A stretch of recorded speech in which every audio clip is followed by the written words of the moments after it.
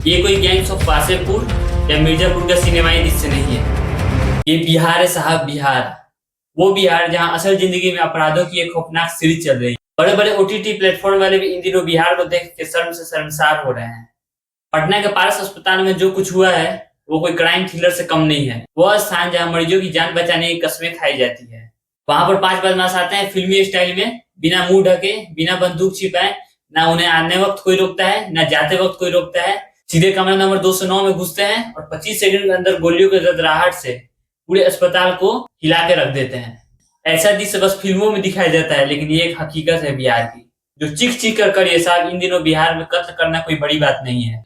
और सच कहें तो ये कोई हवाबाजी नहीं है। पिछले 15 दिनों में 50 से अधिक हत्याएं बिहार में हुई है।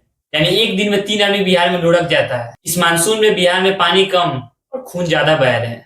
और माथा पकड़ने वाली बात यह है कि प्रशासन कर रही है कि जो मजदूर खाली हैं, जो किसान खाली हैं, वो इन दिनों जाके कत्ल कर देते हैं। बिहार के लोग पूछ रहे हैं साहब, बरसात के दिनों में, जून जुलाई अगस्त के दिनों में क्या हम लोग बाहर चल जाएं क्या? क्योंकि 15 दिनों में 50 घटनाएं ये कोई आंकड़े नहीं है। दिखते बिलखते घर हैं। एक ऐसा सिस्टम है जो सो चुका है या बिक चुका है। इसलिए हम आज कह रहे हैं कि बिहार एक राज्य नहीं, एक शूटिंग रेंज बन गया है, जहाँ कानून की जगह बंदूकें बोलती है। इंसान की कीमत बस एक गोली जितनी रह गई है, सिर्फ एक गोली जितनी। पटना बिहार की राजधानी है।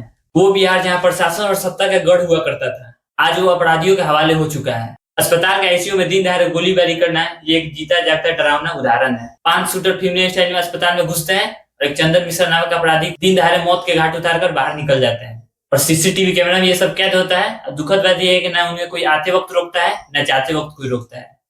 चंदन मिश्रा खुद एक अपराधी है जो पैरोल के बहाने बाहर निकला हुआ था और उसकी हत्या हो गई। ये भी कोई साधु आदमी नहीं था, ये भी 10 आदमी का हत्यारा था। लेकिन सवाल ये है कि क्या बिहार के अपराधी इतना बेलगाम हो गए हैं? कभी जेल के अंदर मरवा देते हैं तो कभी जेल के बाहर मरवा देते हैं। कोई पैरोल पे आए तो उसे मरवा देते हैं। और पुलिस इतनी बेबस है? क्या पुलिस के काम केवल वीआईपी ड्यूटी है? क्या बिहार में आम आदमी की कोई कीमत ही नहीं बची? पटना के एसपी कार्तिकेय शर्मा कहते हैं कि जो चंदन था वो एक धुरंधर अपराधी था, गैंगवार में मारा गया। यानी पुलिस भी ऐसा मान चुकी है कि बिहार में एक संगठित अपराध है और इसमें लोग मरते रहते हैं। कोई बड़ी बात नहीं है। लेकिन सवाल ये है कि साहब, गैंगवार ही सब कुछ है तो कोर्ट कचहरी पुलिस कानून का मतलब क्या रह गया है? और एसएसपी साहब, आप कानून के रखवाले हैं और आपके बयान से ये लगता है कि बिहार पुलिस अपराधियों के सामने अपने घुटने टेक दी है। पुलिस की ये चुप्पी बिहार के सिस्टम का दम तोड़ रहा है। और इसके आगे एक और बयान आता है जिसको सुनकर आप अपने माथा पकड़ लेंगे। और बिहार के एडीजी हेडक्वार्टर कृष्णन कुंदन के बयान ने तो हद पार कर दी है।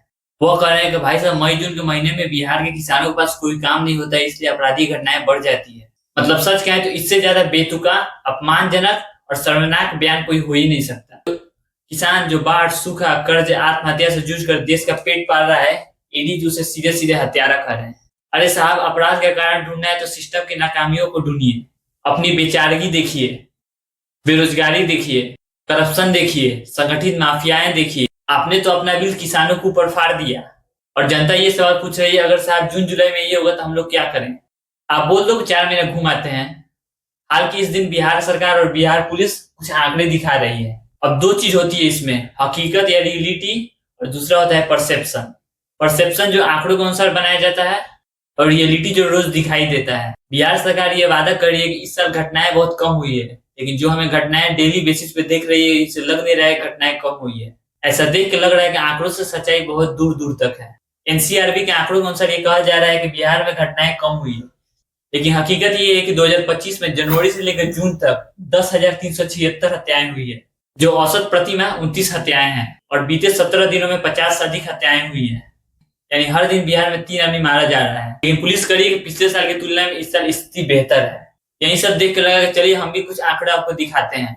3 जुलाई को मधेपुरा के मुरलीगंज में सब्जी विक्रेता दिनेश दास और उनकी पत्नी भलिया देवी को जमीनी विवाद पे मार दिया गया। 4 जुलाई को पटना में कारोबारी गोपाल खेमाका को मार दिया गया। इसके अलावा 6 जुलाई को दानापुर के स्कूल के संचालक अजीत कुमार को मार दिया गया। पूर्णिया में एक ही परिवार के 5 लोगों को मार दिया गया। नालंदा में 2 लोगों को मार दिया गया। बेतिया में हिरिया मिश्रा को मार दिया गया। मुजफ्फरपुर में मुमताज अहमद को मार दिया गया। अरिया में अबू हुरेरा को मार दिया गया। सिवान में 3 लोगों को, समस्तीपुर में सुरेश मेहता को, और 7 जुलाई को मधुबनी में किसान बद्री यादव और वैशाली में सुरेंद्र झा की गोली मारकर हत्या कर दी गई। 8 जुलाई को भागलपुर में मोहम्मद सदाम, नवगछिया में साजन कुमार और नवादा में 1 हत्या हुई है। 10 जुलाई को पटना में बालू कारोबारी रामाकांत यादव को हत्या कर दी गई। जहानाबाद में शिव नंदन की हत्या हुई है और समस्तीपुर में बुजुर्ग महिला की हत्या हुई है। 11 जुलाई को पटना में विक्रम झा की हत्या हुई है। मुजफ्फरपुर में एक व्यापारी की हत्या हुई है और वेटनरी कॉलेज में एक छात्र की हत्या हुई है। फिर 12 जुलाई को गया में 14 साल की एक बेटी की और नालंदा में एक महिला की हत्या हो गई है। 13 जुलाई को पटना में वकील जितेंद्र महतो और सीतामढ़ी में एक व्यापारी और छपरा में एक शिक्षक की हत्या हुई है। 14 जुलाई को बेगूसराय के खगड़िया में हत्या हुई है। 15 जुलाई को नवादा में 16 साल की एक सेना की हत्या हुई है।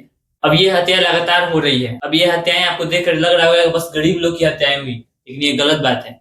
इसमें कुछ ऐसे लोग भी हैं जो अमीर हैं लेकिन उनकी भी हत्याएं हुई है। बिहार में गोपाल खेमाका जो ये साबित करता है कि बिहार में अमीर आदमी भी सुरक्षित नहीं है। गोपाल खेमाका कोई साधारण आदमी नहीं थे, ये एक कारोबारी थे। बड़े बड़े नेताओं के साथ उठना बैठना था, दिन दहाड़े उन्हें मार दिया गया। इस घटना से ये पता चलता है कि आदमी छोड़िए, रईस आदमी भी यहाँ पे सुरक्षित नहीं है। बिहार में हर दिन खून बह रहा है, सिस्टम नाकाम है, भ्रष्टाचार अपने चरम पे है, सियासी चुप है और बिहार को एक शूटिंग रेंज बना दिया गया है जहां एक इंसान की कीमत एक गोली से ज्यादा नहीं है। अगर अस्पताल में ही इंसान को गोली लग रही है तो इंसाफ के लिए कहाँ जाएगा। अगर पुलिस ही हार मान ले तो बरसात के मौसम में घटनाएं होती रहेगी। माथा पकड़ ले या सवाल पूछ ले, हमने तो पूछ लिया, आप भी पूछ लो।